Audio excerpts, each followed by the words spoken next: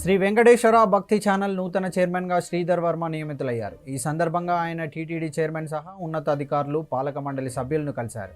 TTD chairman BR Naidu, EO Muddada Ravichandra, additional EO Venkataiah Chowdary, JEO షరత్లను కలిసి శుభాకాంక్షలు అందుకున్నారు.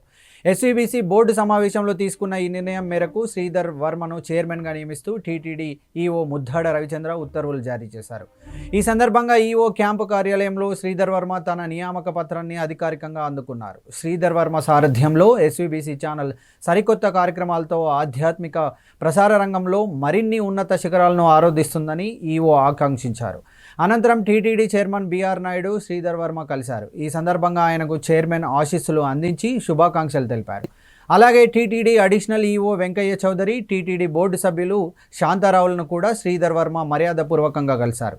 ఈ సమావేశంలో షాప్ chairman Ravi Naidu Yadav, corporation chairman Narasimha Yadav, Kapu corporation director Thota వాసులతో పాటు పలువురు ప్రముఖులు పాల్గొన్నారు. ఎస్వీబీసీ చైర్మన్గా నియమితులైన శ్రీధర్ వర్మ ఈ నెల 22వ తేదీన అధికారికంగా బాధ్యతలు చేపట్టనున్నారు.